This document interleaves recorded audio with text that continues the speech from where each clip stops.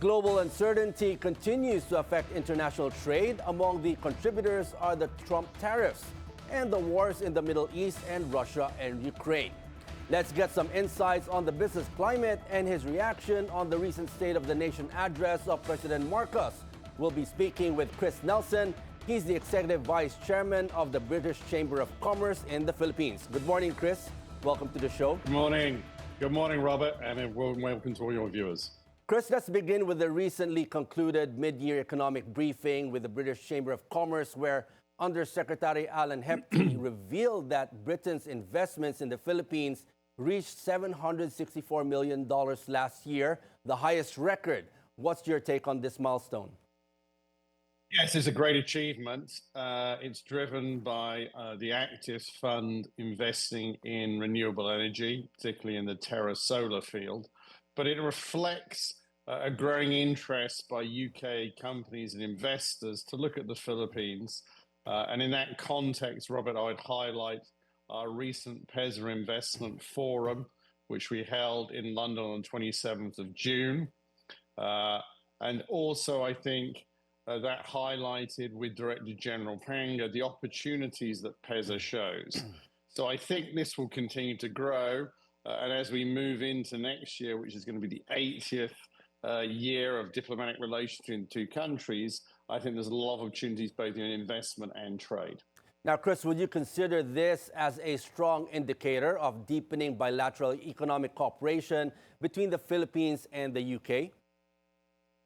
Yeah, indeed. I think that ties are continuing to grow. Our ambassador, Laura Beaufils, who's just done 4 years, recently left this Monday, actually. She said her farewell after having worked here with 4 years, and we'd like to thank her for the contributions. And President Marcos noted that in the farewell speech and also highlighted that, as I said, it's going to be 80 years next year. We have a new ambassador coming, Sarah Holton. Our trade is at $3 billion. Between the two countries. We recently had the UK's trade envoy, George Freeman, visit. And I think there is visions that over the next 5 years, we look to try and double that figure. So we see continuing growth between the two countries. That's what the British Chamber is working for. And I'd just like to highlight also our work with the Department of Trade and Industry, and of course the Philippine Embassy in London, led by Ambassador Locsin.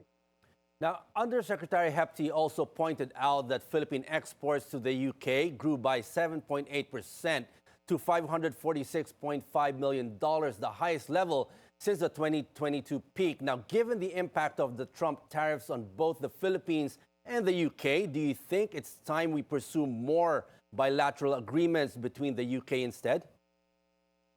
I think that's happening. I mean, the strengthening of the relationships this year has been highlighted because we now have a joint economic committee called JETCO, which is a further upgrading.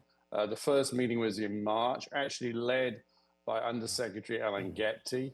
One of the things which the Philippines is pursuing is obviously looking at other trading areas and trading blocks.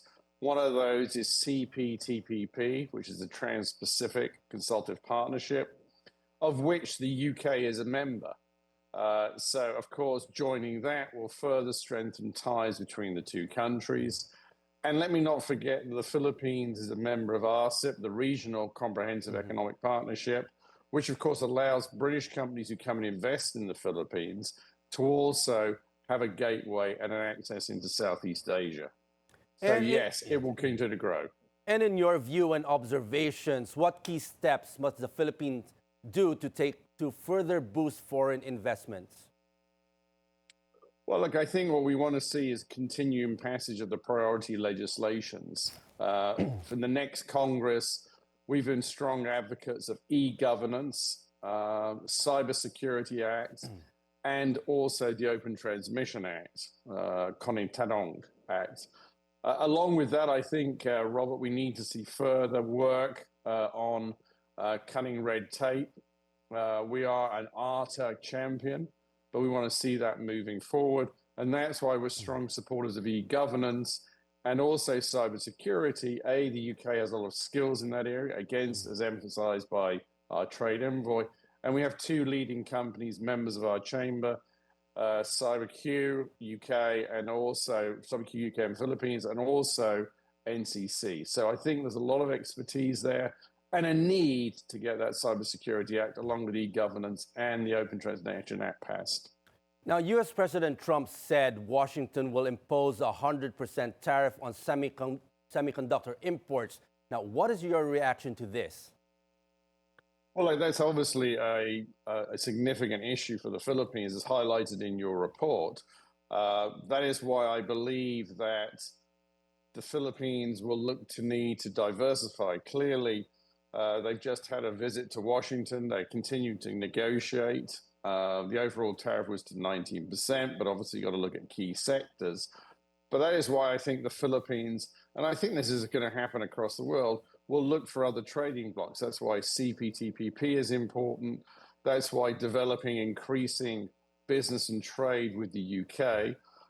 That's why we continue to work with PESA. We're very pleased to have that forum and to have the mid-year event, because this is all that we can relate back to companies in the UK and highlight to them the growing opportunity in the Philippines, not only as a market in its own right, close to 120 million people, and obviously young and skilled workforce.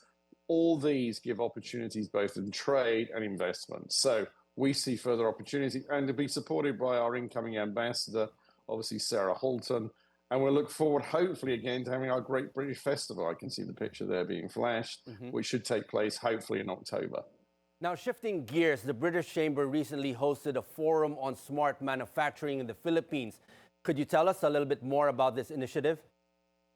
Sure. This is part of our Trading Connect, and we're very pleased that we had speakers again from PESA, from BCDA, and from one of our platinum members, PMFDC. And I think they all highlighted that the Philippines has an opportunity to present itself, as President Marcos has emphasized, as a regional manufacturing area for smart manufacturing. Now, linked to that, I think is upskilling the workforce, with obviously the issue of the US tariffs across the world. Companies and businesses are looking at where they need to be settling. We've seen that, as again, I have to refer back to the discussions I've had with Director General Panga. He sees opportunities as well for companies to come and do regional manufacturing. But linked to that, I think, Robert, is, of course, upskilling the workforce and, of course, passing work on cybersecurity. We need our companies to be secure. We need the Philippines to be up there leading. And I think there are opportunities, and we will continue to promote that. And as global manufacturing moves away from long-distance production due to geopolitical tensions and supply chain disruptions, what critical transformations does the Philippines need to make it stay competitive? I think you've got to add it all up to, first of all, as I said, as I re-emphasize, the ease of doing business, allowing companies to move here, obviously depending on where they go. Based on the discussions we've had, obviously the Create More Act is a support to that. I think also the workforce, we know the Philippine workforce is skilled, but we need to continue to upgrade those skills to make it competitive. And we need to look at how we can ease the companies coming and doing business here. There are other also macro factors. Got to continue to invest in the infrastructure so that companies can move equipment and clear goods easily. And I think along with that, though, I'd like to just also make a comment in the overall context. I think also the Philippines is looking good because also it's done very well on inflation, which is now at 0.9, which shows from a macro perspective, we're actually getting the economy, and that gives opportunities, depending, of course, where we go, as we saw in the last report on rate cuts, but further sorts and boost the economy. So opportunities for the regional thing, upscale the workforce, but continue to make ease of doing business and passing key legislation a key factor. Now, Chris, what's your reaction to President Ferdinand Marcos Jr.'s recent State of the Nation address? Well, we were pleased to see that he referred to e-governance. As I've mentioned, I think also the work on inflation, I'd like to commend the Department of Finance and everybody involved. We've also assisted in terms of food security with our work on exports of British pork and beef, led through our work with AHDB, the trade body in the UK. So I think that was all good. and I think an emphasis to say invest in the Philippines.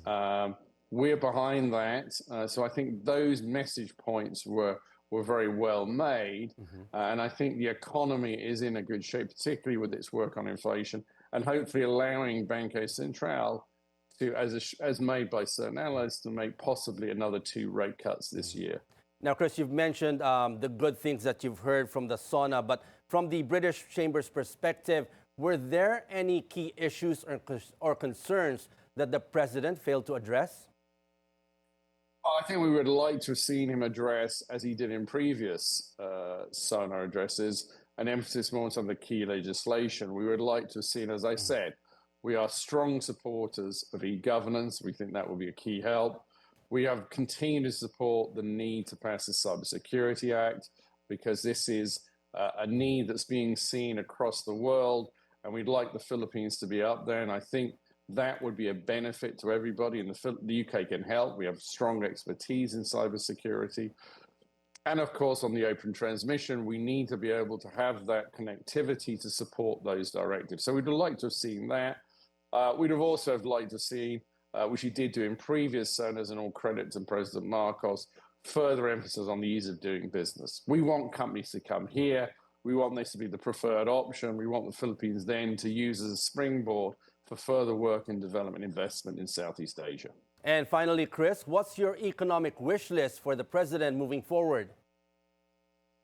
Well, we look forward to obviously getting legislation passed quickly, working with the Congress. We know that the House Speaker, Martin Romualdez, has moved. We also obviously look forward to seeing the Senate, and the Senate also moving forward on those key issues.